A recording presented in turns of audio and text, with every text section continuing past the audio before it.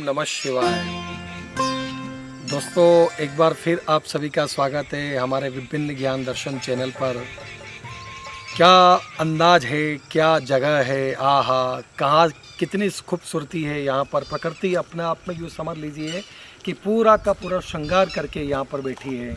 ऐसी जगह मैं आज यहाँ पर एक बार फिर आया हूँ अपने चैनल के साथ में। आप सभी को आज मैं बताऊंगा कि किस तरीके से सोमेश्वर महादेव की स्थापना हुई, कैसे नोएडा में सोमेश्वर महादेव यहाँ पर विराजे। दोस्तों, मैं बात कर रहा हूँ ग्राम पंचायत नोएडा, पंचायत समिति मावली, जिला उदयपुर।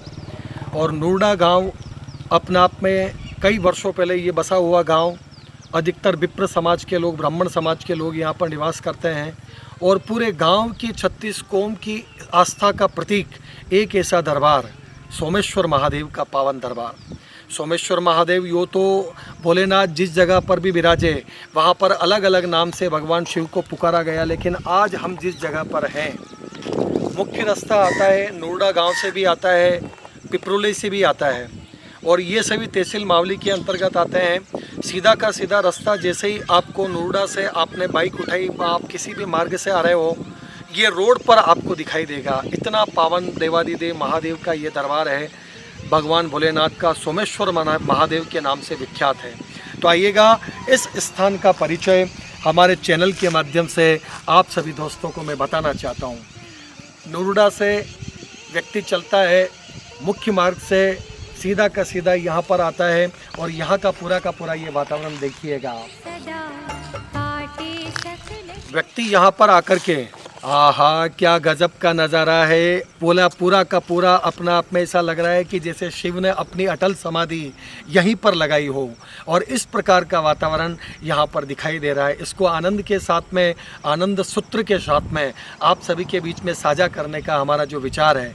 ये रास्ता यहाँ से निकला भगवान भोलेनाथ के दरबार में। ये मार्ग मुख्य सड़क से यहाँ पर आता है, और ये मुख्य सड़क से लगा करके जब ये रास्ता यहाँ पर आता है तो आपको यहाँ पर आने पर लगेगा कि चिड़ियों की चहचहाहट, सुबह सुबह मयूर की ध्वनि, कहीं पर मोर नाचते हुए, और ऐसा जो चारों तरफ पानी भी भरा हुआ है, प्रकृति में भी जो बसा हुआ है।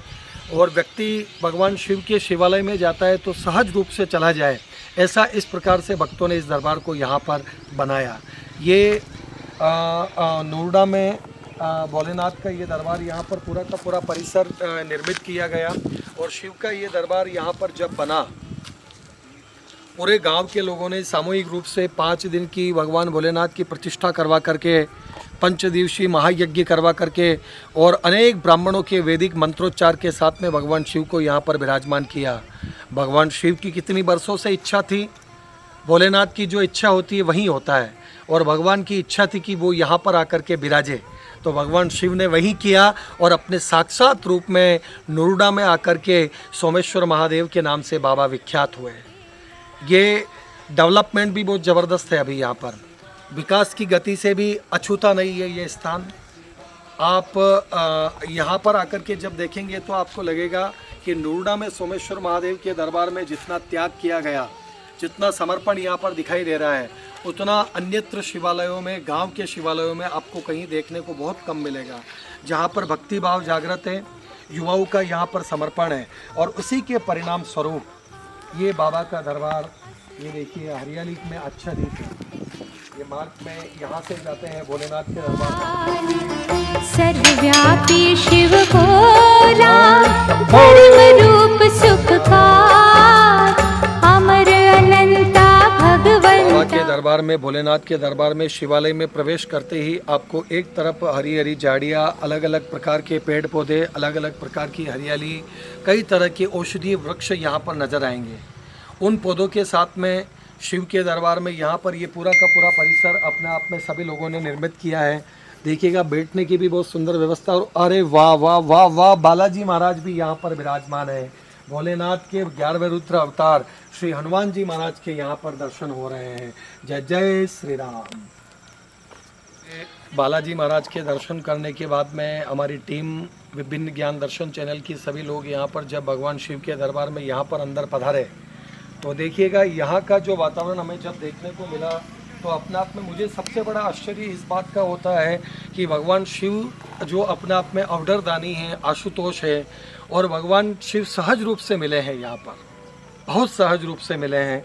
तो इनके ये यहाँ पर देखिएगा, ये गेट लगा हुआ है एक लोहे का, लोहे के गेट को खोल करके भक्तों की आवाजाही यहाँ पर चलती रहती है। भक्त यहाँ पर अंदर जाते हैं और पूरा का पूरा ये सभी लोगों ने मिलकर के इसका सोमेश्वर महादेव नूड़ा का प्राण प्रतिष्ठा का भी जो वृतांत है वो यहाँ पर शिलालेख पर लिखा हुआ है।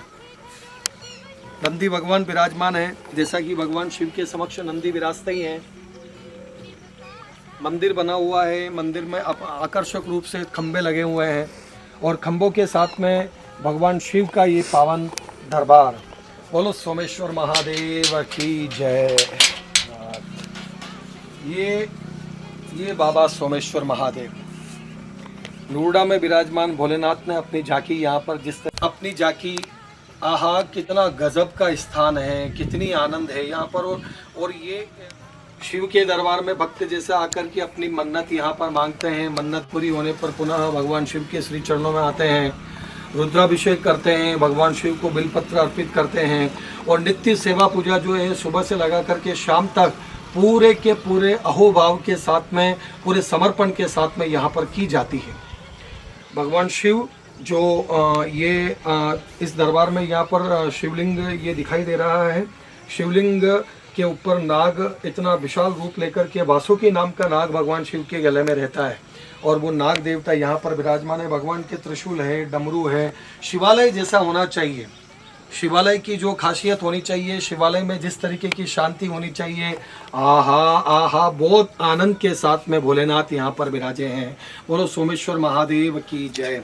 तो दोस्तों, इस तरीके से हमारे मेवाड़ में ऐसे कई सारे स्थान हैं जहाँ पर व्यक्ति जहाँ पर भी जाता है। हम हमारे चैनल के माध्यम से आपको कई सारे स्थानों के दर्शन पहले भी करवाए और अब भी हमारी इच्छा है कि हम आपको ये बताएं कि इस प्रकार की सांस्कृतिक विरासत हम हमारे जहन में, हमारे क्षेत्र में समेटे हुए हैं। और अगर आपको उसका बिल्कुल भी नॉलेज नहीं है या समझ लो ज्ञान नहीं है, तो आप इसके माध्यम से उस शिवालय के दर्शन अवश्य कीजिएगा। आइएगा, मैं बताता हूँ सोमेश्वर महादेव की प्राण प्रतिष्ठा का एक शिलालेख जो अपने आप में प्राचीनतम रूप से यहाँ पर भोलेनाथ को जो विराजना था वो उस तरीके से विराजे। और श्री सोमेश्वर महादेव नूड़ा प्राण प्रतिष्ठा महोत्सव, ये शिलालेख भी यहाँ पर लगा हुआ है। मार्गशीर्ष कृष्ण तीज विक्रम संवत 2078 सोमवार दिनांक 22 नवंबर 2021 को श्री श्री 1008 श्री अवधेश चैतन्य ब्रह्मचारी जी महाराज सूरज कुंड वाले दाता के कर कमलों से प्रतिष्ठित हैं। खुद को महाकाल से जोड़ दो और बाकी सब महादेव पर छोड़ दो। ये शिलालेख ये हमें बता रहा है। ये 2021 में भगवान शिव की प्रतिष्ठा है, लेकिन यहाँ के गांव के लोगों का जो इस स्थान के प्रति समर्पण है, यहाँ गौशाला भी बनने को तैयार है। बहुत बड़ा एक सामुदायिक भवन, कभी कोई व्यक्ति यहाँ पर आकर के जो है अपनी अकीदत के, आस्था के फूल चढ़ाते हुए भगवान शिव के दरबार में कोई प्रसादी इत्यादि करे, तो उसके लिए भी पूरी सुविधा गांव वालों ने 1-1 रुपया चंदा जुटा करके, कई सारे भामाशाहों ने आगे आकर के और यहाँ पर ये इतना सब कुछ किया है। गांव वालों की इस भक्ति को देख करके वाकई ऐसा लगा कि नूड़ा में ऐसी शक्ति के साथ में बाबा सोमेश्वर महादेव विराजे हैं। दोस्तों, हमने आपको ये बताया, इसके पीछे हमारा मूल मंतव्य यही है कि हमारे मेवाड़ के दर्शनों से आप जुड़े हैं, उन दर्शनों को करें जिनको आपने कभी किया नहीं हो और इस तरीके से अपनी भक्ति को हमेशा जागृत रखें। ओम नमः शिवाय। सोमेश्वर महादेव के दरबार में भक्तों का तांता यहाँ पर लगा हुआ। भोलेनाथ के दरबार में आने वाले भक्तों की संख्या अत्यधिक रहती है। हर सोमवार को भोलेनाथ के दरबार में भक्त आते ही आते हैं।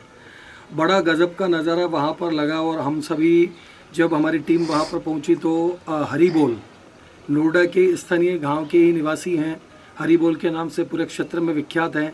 आपसे हम चर्चा करते हैं, आप भगवान शिव के परम भक्त हैं और आपसे हम चर्चा करते हैं कि भोलेनाथ सोमेश्वर महादेव की प्राण प्रतिष्ठा के पीछे क्या हेतु रहा और भोलेनाथ यहाँ पर विराजे तो उस प्रकार का कैसा वातावरण का पूरे गांव में अलग प्रकार का वातावरण निर्मित हुआ उस बात को हम करेंगे, क्योंकि भगवान शिव विराजे, दाता सूरज कुंड वाला दाता के हाथों से वहाँ पर प्राण प्रतिष्ठा हुई।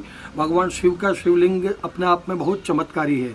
और इसी प्रसंग में हम हरि बोल से बात करते हैं। आइएगा, हरि बोल से जुड़ते हैं।